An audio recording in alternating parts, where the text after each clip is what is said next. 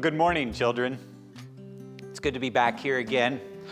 I was trying to think about a time in my life that was somewhat close to your age when you might have an enemy and when I had an enemy.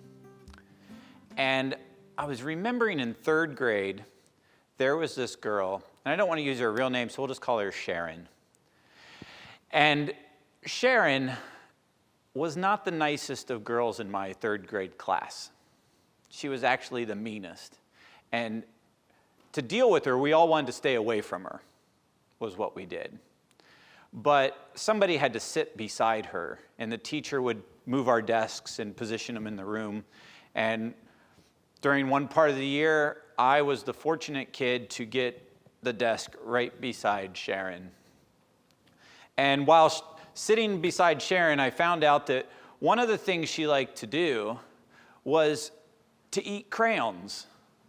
And every once in a while, she'd reach over and she would take one of my crayons from my pack of 24 Crayolas, and she would just start chewing on it. And she would look at me with the nastiest face and just keep eating that crayon. And at first, I tried to ask for my crayon back. Sharon, can I have my crayon? Sharon, stop eating my crayon.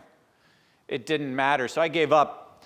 I think by the end of the year, I was probably down to maybe 16 Crayolas. But my solution to this enemy was to get away from her as fast as I possibly could. So when the teacher moved us to new areas of the room and I no longer had to sit by Sharon, I was relieved.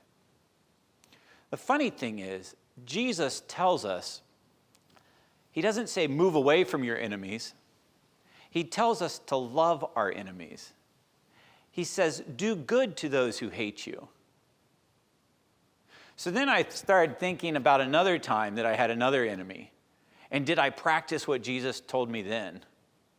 And this was 7th grade. It was my first week of junior high. And this boy comes down the hall, and I knew him from outside of school, and we got along pretty well, I thought.